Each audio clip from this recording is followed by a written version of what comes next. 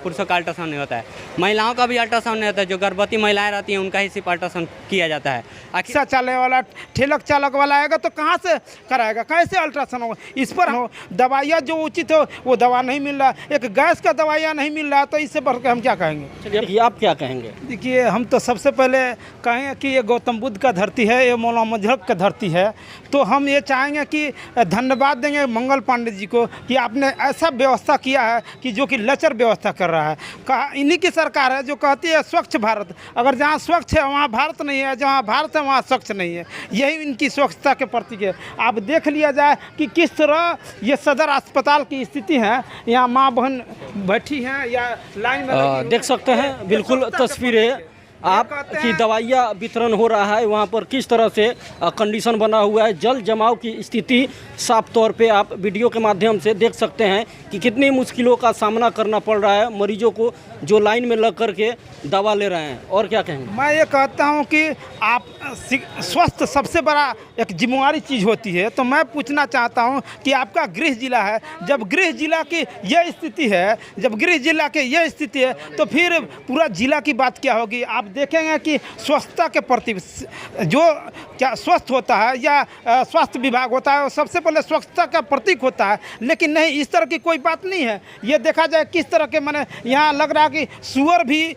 इस स्थिति में नहीं रहती है जहाँ की इंसान रहने के लिए विवश है। तो हम मंगल पांडे साहब से कहेंगे कि पहले यहाँ दिखाया जाए, पहले इसका ठीक किया जाए। जो आप बड़े बड़े मंच से शेयर करते हैं कि ये राजेंद्र प्रसाद की धरती है, गौतम बुद्ध का धरती है, मौलाना मजहब का धरती है, एकलव्य की धरती है, और उस धरती को आप कलंकित करते हैं। तो हम ये आग्रह कर लेंगे मंगल पांडे साहब से कि कम से कम इस पर भी एक नज़रिया देख लिया जाए, ताकि अभी तुरंत इमीडिएटली आप चाहेंगे तो ये पानी के जो बरसात के समय में काला जर की बात होती है, मलेरिया की बात होती है, तो क्या स्थिति है, कैसी भयावह स्थिति है इस सदर अस्पताल को आप भी एक बार देख सकते हैं। और मैं ये उम्मीद रखता हूं कि जो अपना लोग कहते हैं कि अपना घर नहीं ठीक कर सकते, वो दूसरे का घर क्या ठीक कर सकते, पूरा बिहार कैसे ठीक कर सकते हैं, ये हम उम्मीद नहीं रख सकते हैं। अपना मैं बताना चाहता हूं कि जब आप अल्ट्रासाउंड की बात होती है, मैंने किसी डॉक्टर से भी पूछा कि सर अल्ट्रासाउंड क्यों नहीं हो रहा है, तो केवल महिलाओं के लिए। हम कहें जेंट्स क्या इंसान नहीं है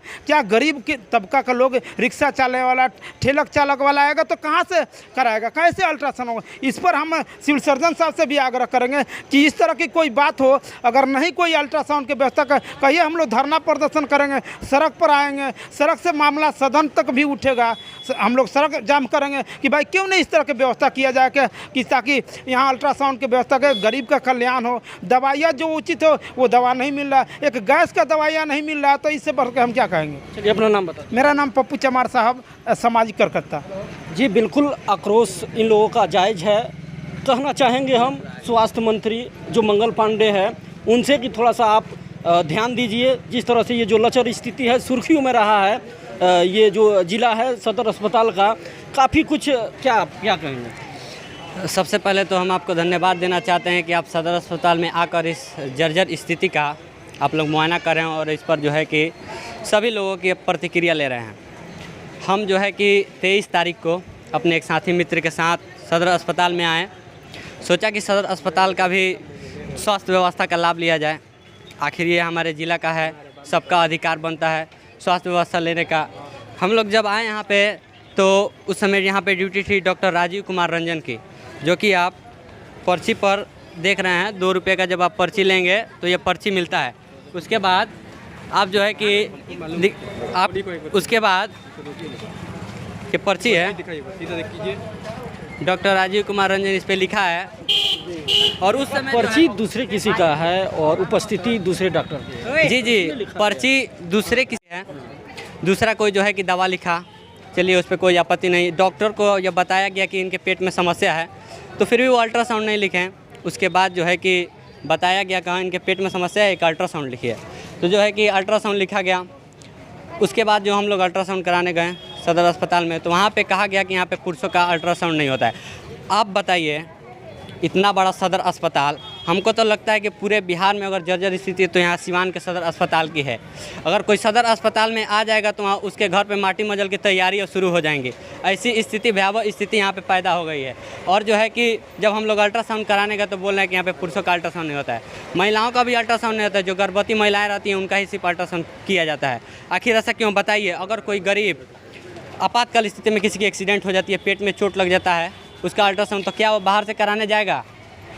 वो अल्ट्रासाउंड बाहर से 900 रुपये का देकर उसके बाद कराएगा। एक गरीब परिवार कहाँ से उतना पैसा लाएगा? ये सारी स्थितियाँ सदर अस्पताल के अंदर होनी चाहिए। जब सरकार अपनी पीठ थपथपाती है कि हम ये सारी सुविधाएं जो है कि हम आम जनता को देते हैं, फिर ये आम जनता के पास पहुँचता क्यों नहीं है? अंततः जो है कि हम लोग दवा जब लेने गए तो दवा जो है कि आप देख सकते हैं 3 दवा लिखा है। जो 2 दवा जो है सस्ती दवाएँ यहाँ पर उपलब्ध हो जाती हैं। जो महंगी दवा रहती है उसके लिए लोगों को बाहर जाना पड़ता है। आखिर ऐसी स्थिति क्यों है? जो कि सरकार जो है कि कहती है कि हम सारी दवा उपलब्ध कराते हैं और ये ऑथराइज नहीं बनता है कि अब सरकारी पेज पे लिखी हुई दवा को अब बाहर से हम ले वो सदर अस्पताल में उपलब्ध कराई जानी चाहिए। आखिर इसके पीछे जो है कि कारण क्या है? क्या स्थिति परिस्थिति हो रही है कि ऐसा जो है कि सदर अस्पताल में चल रहा है? मान लीजिए आज हम लोग जागरूक हैं, हम लोग को पता है इस चीज़ के लिए, तो हम लोग आवाज़ उठा रहे हैं। एक गरीब जो है कि वो प्रताड़ित होकर मर जाएगा सदर अस्पताल में, ऐसी आप लोग स्थिति किए हैं। हम लोग ये आवाज़ सिर्फ हमारे साथ हुआ है तो हम अपने लिए नहीं बल्कि पूरे कहेंगे। मंगल पांडे जो स्वास्थ्य मंत्री हैं, गृह जिला उनका है, ये उनसे क्या आप हम तो चाहेंगे कि माननीय श्री मंगल पांडे जी गृह जिला उनका है, स्वास्थ्य मंत्री हैं। विशेष कि चुनाव जो अब आते हैं उसी समय देखते हैं कि हम काफ़ी नेता सक्रिय होते हैं। बहुत लोग समाज सेवी भी हैं सिवान में हैं, जो कि इन सब मुद्दों को ज़्यादातर उछालते नहीं हैं। यहाँ पे जितने भी समाज सेवी हैं उनसे अपील करें कि इन सब छोटी छोटी मुद्दाओं को, छोटी नहीं बल्कि हमको बड़ी समस्या लग रही है, इन समस्याओं को छोड़ करके और दूसरी चीज़ों पे राजनीति करते हैं। तो हम चाहेंगे कि इन छोटी छोटी चीज़ों पे जो है सदर अस्पताल जैसी स्थिति हो गया, ब्लड बैंक की भी स्थिति, ब्लड नहीं रहता है, हमेशा जो है कि गरीब प्रताड़ित होता है, ब्लड के अभाव में जो है कि काफ़ी लोगों की मृत्यु हो जाती है।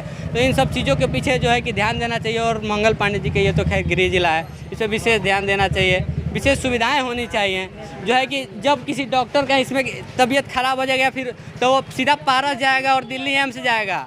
अगर कोई गरीब का स्थिति हो गया तो यहीं पर तड़क के मर जाएगा, कोई पूछने भी नहीं आएगा कि आप क्यों, आपकी क्या हुआ है। ऐसा स्थिति हो गया है। अपना नाम बता दीजिए। हमारा नाम यूसुफ अली है। हम जो है कि हमारे साथ जो हमारे मित्र थे उनको हम दिखलाने आए थे। ये सब समस्या हमको दिखाई दी तो हम जो है कि लोकतंत्र का चौथा स्तंभ जो है कि मीडिया है, हम उनके सामने अपनी बातों के समक्ष रख रहे हैं। हम आशा नहीं, हमको पूरी उम्मीद है कि हमारे बातों को सुना जाएगा और यह जो है कि तब्दीलियाँ सदर अस्पताल में की जाएगी। बहुत बहुत धन्यवाद, बहुत बहुत शुक्रिया। चलिए देखिए, जिस तरह से भ्रष्टाचार को लेकर के सिवान सदर अस्पताल जो सुर्खियों में रहता है, किस तरह से आज जो आम जनता है, जो भी मरीज हैं, इसमें किस तरह से दुख का आंसू बहा रहा है। तस्वीरें देखिए, आज हम सिवान के सदर अस्पताल में हैं। थोड़ा सा आप आगे चलिए और हम अपने सहयोगी कैमरामैन से कहेंगे कि वो थोड़ा सा आगे की तरफ बढ़े और जहां दवाइयाँ जो है वितरण किया जा रहा है वहां की आप एक बार थोड़ा सा तस्वीरें देख सकते हैं। किस तरह से ये कंडीशन बना हुआ है देख सकते हैं। ये है स्वास्थ्य मंत्री मंगल पांडे का गृह जिला सदर अस्पताल, जिसका लचर स्थिति देख करके आप अंदाज़ा लगा सकते हैं कि किस तरह से ये देखिए